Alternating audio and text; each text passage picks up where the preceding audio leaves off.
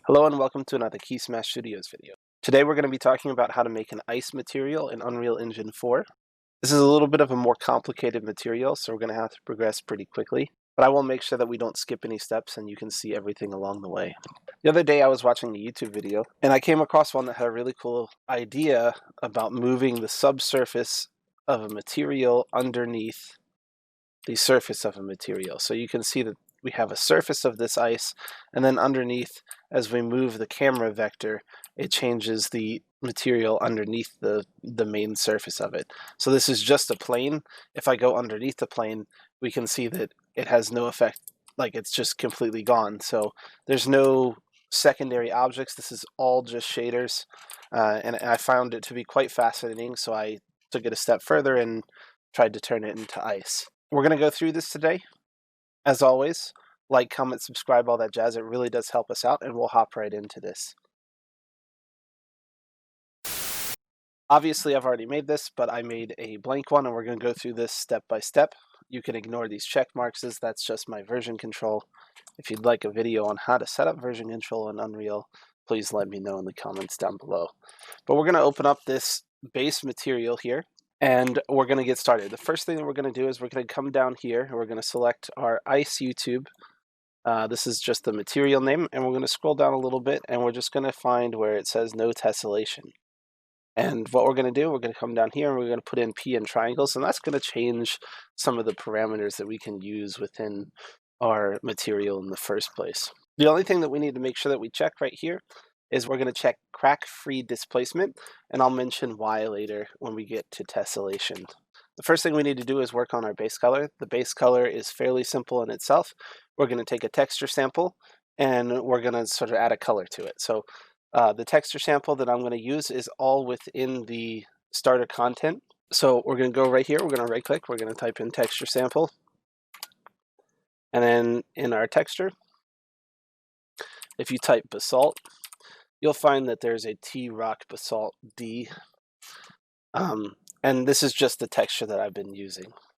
So from there, you're going to click and drag, and we're going to create a blend overlay. So this is going to allow us to put a color into this texture. So as you can see when this loads in a second, this texture is actually a rock texture. It's gray and white and black, and we're trying to make ice, so we need to add some sort of color to that to make it blue, or sort of light blue that we normally see with ice.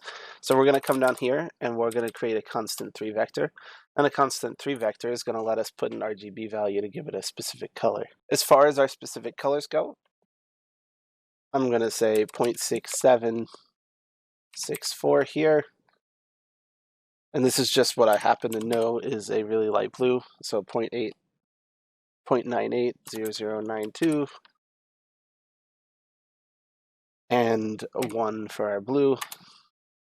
And this is going to give us just sort of like this very, very light blue. And you can see right away on our model here that our rock becomes bluish. So that's our base color. It's not too complicated, but you know, it's a little bit more than some of the stuff we've done with materials in the past. We're going to create a UV for that base color. So we need to be able to see below the surface, and the way that we're going to do that is by using a UV that comes into this texture sample. This bit gets a little bit complicated, and I'm not going to be able to describe everything, but I'll go through every single step so we can all be on the same page. So the first thing we're going to start with, we're going to come up here, and we're going to get the texture sample, just like before.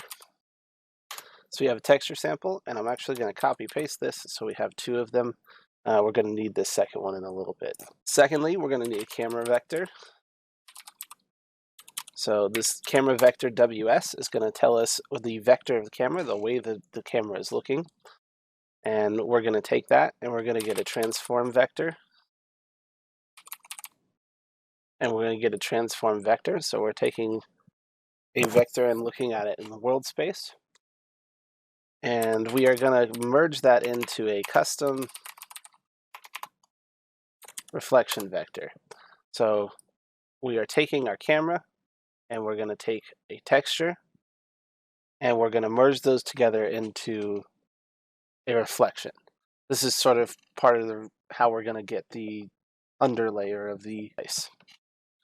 So what I want to do for this texture, right now I have none, but I want to take a normal map. So I can use that same basalt one or whatever, but the one that I find to be the most aesthetically pleasing for me is I'm going to take a normal from the rock slate that's also in the starter pack. So now that I have that normal, I'm going to pull off here, and we are going to find a component mask.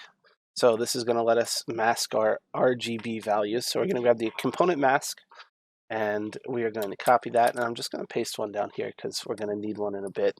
And the second one down here, I'm just going to be doing the blue values. I'm calculating the red values and the green values separately from the blue values. We're going to get into a little bit of math here. It's not too bad, I promise. We're going to take this and we're going to set up a multiply. So we have our mask here. We're going to set up this multiply here in just a second. We'll get to that. The first thing we're going to do is also set up this our mask for our blues here. And we're going to take our blue value and we're just going to grab the absolute value of that. So math ABS. And once we grab the absolute value of that, and we have to link this up with our multiply up here. And the way we want to do that is by looking at the interior space. So to look at our interior space, we need to know what the exterior looks like. So we're going to find our basalt column again, if I can spell. And we're going to grab just part of it that we're going to look into. So we're going to take this red, create a multiply. We're going to multiply this by 50. And then what I want to do is I want to have a base change here. So this is going to be the distance that we look into the ice. And it's going to change pixel by pixel the way we're setting this up. But I want it to have a default amount that it looks in. I don't want there to be some that it just sort of sits right on the surface and it looks a little bit wonky. So we're going to take an add here, and we're just going to add 15 to this. So whatever value this red value from this texture gives us, it's multiplied by 50, and then I'm just going to add a 15 to it just as like a base little distance modifier here, and we'll be good. So this is going to give us the value that we need to pull into a divide here. So like I said, we're going to take a divide. We're going to take on our absolute value from our blue mask. So we have our red values that we've added. We're dividing that by the blue values of our mask, so we're getting the difference of the surface. And we're going to take this and connect this up to this multiply. So like I said, math's a little complicated, but we'll get there. All right, so from this multiply, we have to create another multiply. So we're multiplying again. And this time we want to look at the bit values of the colors. So just really quick, we're creating a divide here. And we're going to divide between two constants. So constant of 1 and a constant of 512.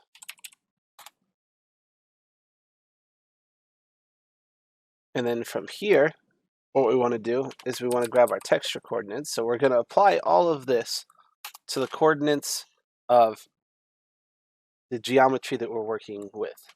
So if we're working with a circle, we want to apply all of this math that we just did. All of this math, sans this. We want to apply that to the circle, not just sort of randomly on the thing. So what we need to do is add these two things together. So we take our texture coordinate and we're adding the math that we just did. And we're going to take that and apply that directly into the UV. This gets a little bit easier to see when we look at a square. So you can see that when I sort of rotate the camera, what the math we just did was we can start to see underneath that ice. And this is almost what the video I looked at, it didn't have this. So if I take these two out, the video I had that I looked at just had this math. So let's break these two things here. Excuse me. Let's break these two things here. The video that I was watching just sort of had this gray thing, and they were talking about sort of looking underneath the ice and at textures underneath. So I thought this was pretty cool, but I wanted to apply this further, take it a little bit further, and add it to ice. So I wanted to make it have a color. So we're going to take this, connect it back up, and it's going to give it a little bit of a bluer texture. So I'm going to pull all this up, hit C, and I'm just going to label this. This is just a comment. So this is just our base color. So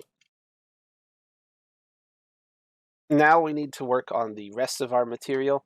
So some of these are really simple, like metallic and specular. I can just kind of create a constant for them. So for as far as metallic goes, I don't particularly want this to be metallic looking. I want it to look almost like water. So in order to do that, you want it to be flat in terms of metallic, but higher in specular. That's just a combination that I found works fairly well with water. So I want my metallic to actually be 0. We can bump this up just a little bit if you want to like 0.05 or something like that. But you really want it to be on the lower end of the spectrum. And again, another super simple thing that we're going to do is we're going to change our specular. This just changes the amount of specularity on the material on non-metallic materials. So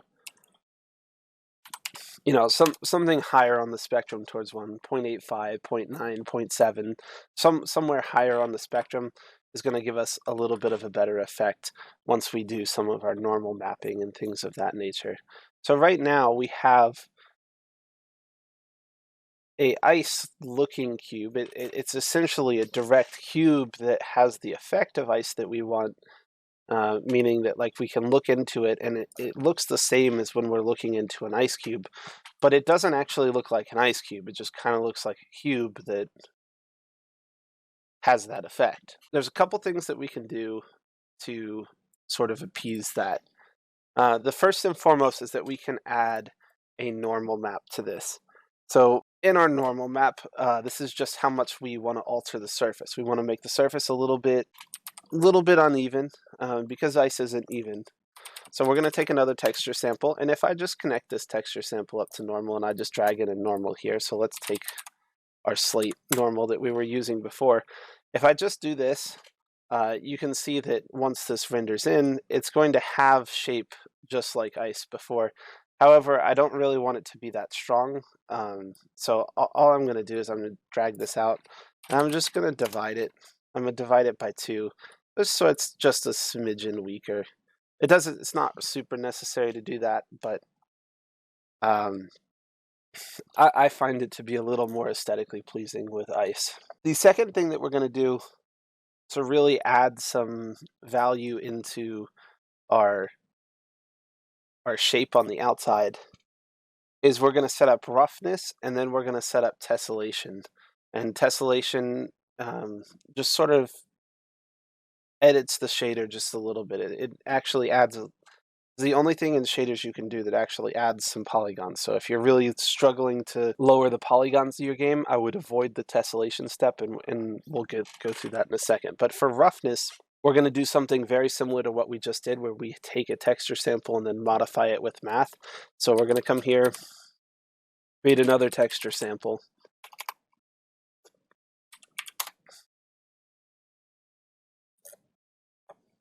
And this time I'm going to grab slightly different normal. You can pick whatever normal you want. If you do _n with the starter thing in, you can get all the different normals that you want to do. If you want to do like poured concrete, something like that.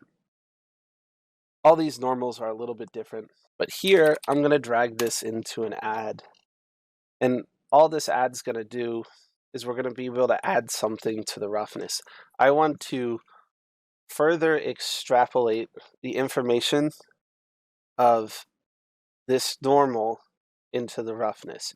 So I want to take the normal, and anytime there's a difference in this normal, and we can look at this normal. If I open up this normal, let's pull that over here. If I open up this normal, you can see that it's mostly smooth, but it's not perfect. It is what it is. It's got a little bit of bumps here and there. And this is sort of what I want. I want ice to be sort of smooth, but it's going to have some imperfections. I just want those imperfections to be a little bit stronger. So when I add something to that, be it 1 or like 0.8, it just takes those imperfections, and if I glance down along a side, if I sort of like look down the side of this thing, we can see that it's actually perfectly straight, but to our eyes, even when we break the normal, there's still just a little bit of detail that's added by this roughness. You can see that, yes, it's still a square and it no longer has a normal, but you can tell that there's just a little bit of texture added, and that's all we're doing here. So let me reconnect this normal, and we'll hop right into tessellation. The other thing I wanted to avoid when I was making this ice thing is I wanted the ice to be slightly imperfect. I didn't want to model every bit of ice that I wanted to drag things onto and things of that nature. So if you'll remember, when we scrolled down and turned on tessellation, we did a crack-free displacement. So what we're going to do is actually modify our vertex normal to the point where it cracks, and then we're going to make it auto connect those things so it has crack-free displacement. So in order to do that, we're going to come here and we're going to look at our vertex normal. So if I could spell, that would be a lot easier. So we're going to grab our vertex normal, WS, and this is just going to grab the input data of our vertex. We're going to pull this off and we're going to multiply it by something, but I'll get to that in just a second. So that's there, and then we're just going to connect this to our world displacement. Right now it's multiplied by 1. It's not going to change anything in our model. Obviously, that means we need to find something that it can multiply this vertex normal by, so it changes our model just a little bit. So what I want to do is, again, I'm going to be repeating myself. I'm going to grab another texture sample. And just like before, I'm going to grab that same basalt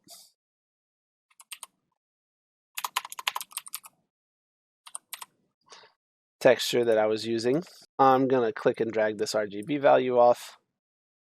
I'm going to multiply this just by constant, and I can edit that right here. I can just constant B. I'm going to multiply it by 5, and I'm going to click and drag that into that original multiply that we had before.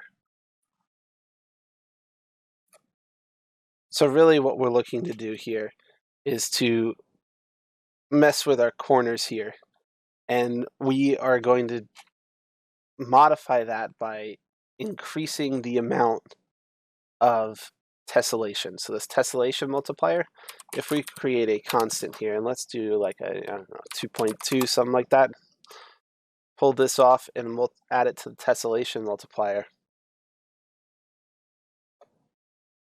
We'll see once this comes back in that our edges are no longer quite straight, right? I didn't want to have to model all the edges being a little bit off or a little bit different. But you can see when we look down the edges now, they sort of curve. Let me pull this a little bit bigger so we can see this. So you see how the corners of the vertices sort of curve out and in and out. And so if we look down here, it sort of curves into the model and then back out. So all this vertice stuff and our tessellation is just modifying the edges of the ice just a smidgen, so it looks less straight, less perfect, right?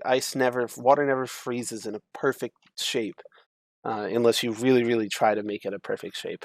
But in the real world, even when you like look at ice cubes that come out of a refrigerator or something like that, they never have a perfect shape. So we're trying to simulate that type of modification to the ice. And then the very last thing that I want to do is I want to take a look at ambient occlusion. This is just the self-shadowing that happens. So we're just going to drag this 2.2 and drop it right in there. And this is just going to give it the shadows a little bit more depth that comes into this material. So let's go ahead and save this. And this is our ice material. As you can see, we're looking at it. We still get that subsurface change. We can change this to a circle. And you know, we can still see that interior subsurface that I really liked from watching that YouTube video, but we also have a little bit more of the ice texture that we're really going for. We have some more surface blemishes, we have some surface normals, things of that nature, and we have some tessellation going on to make this appear not perfect. If I zoom in a little bit on the surface of the ice, so this is why it's important for you to know that it does add vertices to this. If we switch this from lit to wireframe, you'll see that it adds vertices. Obviously, the default circle is actually pretty high poly. If we swap this to a square, you'll see that the tessellation that's added is not that bad, right? This is a fairly intensive thing for a background process. So our square, which should be 12 triangles, when we add this tessellation, probably becomes like 2,000, maybe 1,000, something in that range. The tessellation does add vertices. So if you're creating a high poly game and you're like really trying to watch your vertice count, just go ahead and remove this vertice count, create your own normal, and get the details from model. This was literally me just being lazy and not wanting to model every single thing that I was looking at from an ice perspective. This is going to add vertices to all of your ice materials, so just keep that in mind. So let's go ahead and take a look at our game, and we will just sort of show that we can do that. So I'm just going to add a cone to the game. It's very exciting, I know. And we're going to grab our ice YouTube just like before, and that normal gets a little put out of whack. But as you can see, as I run around it, we still get that interior look that we're looking for, right? I can still see the surface below the surface of this ice material. But we also get just a little bit of roughness, a little bit of, less perfect edges. You can see here on the other one, if you're looking at the column, you can see sort of, here, let me eject. So when we're looking at the edges of this column, we see like the slight imperfections on the edges. That's what the tessellation's adding. I think that's important. I think it's a pretty cool look. I think it looks really cool in a larger space like this. When I was making this material, I was sort of envisioning it for a fjord, a frozen over fjord. If you have any questions, comments, concerns, please let me know down below. I'm always more than happy to help. If you'd like to join our Discord, you'll find a link in the description below. You should also check out our app. It's on the Android store. You can find a link in the description below. As always, I hope this has helped. If it has, please consider liking, commenting, subscribing, all that jazz. It really does help. And hopefully we'll see you next week.